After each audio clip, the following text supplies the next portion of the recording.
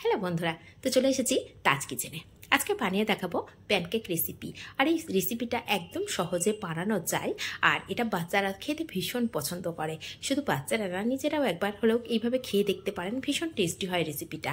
আর বানানো তো একদমই সহজ।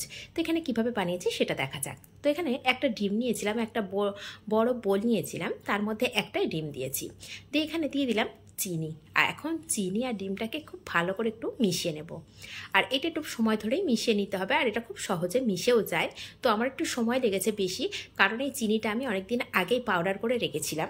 এখন হালকা হালকা দলা পাকিয়ে গেছে, তো সেই জন্য একটু সময় ধরেই আমি এটাকে একদম ভালো করে ডিমের সাথে চিনিটাকে মিশিয়ে নিচ্ছি, যাতে করে এর মধ্যে চিনির যে হালকা দলা দলা পাকিয়ে গেছে সেটা যেন একদমই না থাকে। তো খুব ভালো করে মেশানো হয়ে গেছে, দেখুন আগের থেকে অনেকটাই পাতলা হয়ে গেছে। তো এখন এর মধ্যে দিয়ে দেব সামান্য তেল। তো তেলটা দিয়েও আবার খুব ভালো করে একটু মিশিয়ে নেব। তেল, ডিম আর চিনিটাকে খুব ভালো করে মিশিয়ে নিয়ে এখন আমি দিয়ে দেব স্বাদ অনুযায়ী লবণ। লবণটা ভালো করে মেশানো হয়ে গেলে এখন দিয়ে দেব ভ্যানিলা এসেন্স। তো এখানে সামান্য 2-4 ফোঁটাই দিয়েছি, খুব বেশি দিইনি, হালকা করে, যাতে ডিমের যেটা কাঁচা গন্ধ থাকে সেটা যেন না থাকে, সেজন্য এসেন্সটা ব্যবহার করেছি। আর এখানে দিয়ে দিলাম বেকিং পাউডার।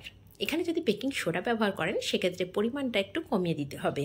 এখানে আমি 1/2 চামচ বেকিং পাউডার ব্যবহার করেছি, আপনারা তারও হাফ বেকিং সোডা ব্যবহার করতে পারেন। আর এখানে দিয়ে দিলাম 1/2 কাপ দুধ।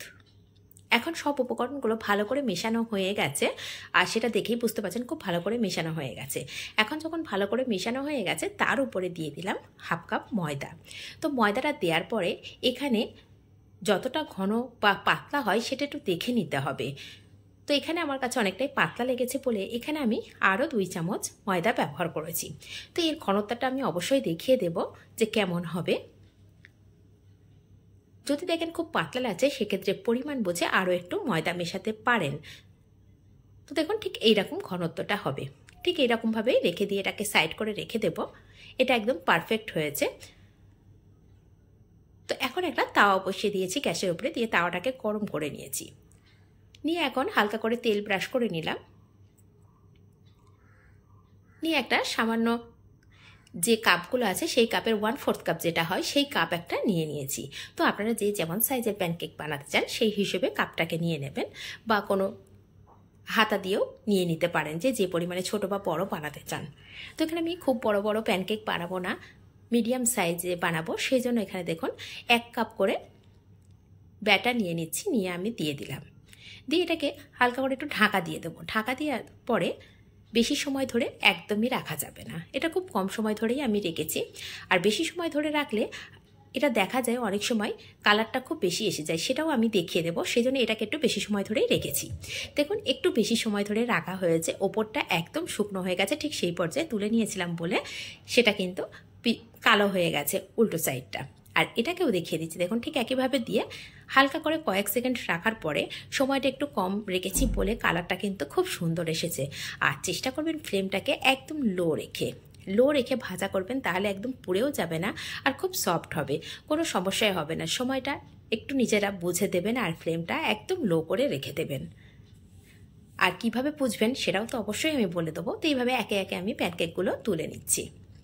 দেখুন এইভাবে সমস্ত প্যানকেকগুলো তুলে নিচ্ছি।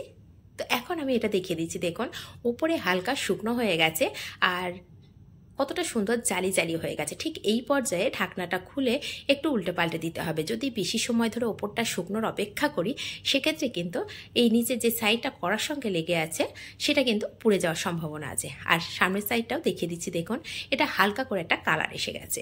তো দুটো কালারই খুব সুন্দর হয়েছে। তো অবশ্যই চেষ্টা করবেন ঠিক এইভাবে বানিয়ে নিতে। কালারটা শুধু সুন্দর হয়নি, এটা ভীষণ টেস্টি হয়েছে আর খুব সফট হয়েছে। তো আমি হাতে করে নিয়ে দেখিয়ে দিচ্ছি, দেখুন এইভাবে কতটা সফট হয়েছে সেটা দেখেই বুঝতে পারছেন। আর আমি এক এক রকমভাবে বানিয়েছি, যাতে করে আপনারা বুঝতে পারেন। আমি তো বানাই, আমি তো বুঝতেই পারি কেমনভাবে, কিন্তু অনেক আছেন নতুন বানাবেন, তাদের ক্ষেত্রে বলার জন্য কিন্তু আমি এখানে অনেক রকমভাবে দেখিয়ে দিচ্ছি। তো প্রথমে এটা দেখিয়ে দিলাম, দেখুন দুটো সাইড খুব সুন্দরভাবে, আর কতটা নরম হয়েছে সেটাকেও দেখিয়ে দিচ্ছি। আর প্রথমে তো একটা দেখিয়ে দিয়েছি একটু বেশি টাইম ধরে রেখে যে নিচের দিকটা পুড়ে গিয়েছে, সেটাও কেউ আমি দেখিয়ে দিচ্ছি। তো এখানে আরও একটা নিয়ে হাতে দেখিয়ে দিচ্ছি, দেখুন দুটো সাইডের কালারটা খুব সুন্দরভাবে এসেছে। তো এখন আমি আরও একটা হাতে নিয়ে দেখে দিচ্ছি, যেটা একটু বেশি সময় ধরে রাখার জন্য ওপরের কালারটা। তো আপনারা যে যে কালারটা করতে চান সেটা অবশ্যই করতে পারেন, সময়ের উপরে নির্ভর করবে সেটা নিজেরা সময়টা বুঝে এইভাবে রেডি করে নিতে পারবেন। তাহলে রেসিপিটা কেমন লাগলো অবশ্যই লাইক কমেন্ট শেয়ার অবশ্যই করবেন। অবশ্যই লাইক শেয়ার করবেন। তাহলে আজ এই পর্যন্ত, আবার আসবো অন্য কোনো রেসিপি নিয়ে। ধন্যবাদ।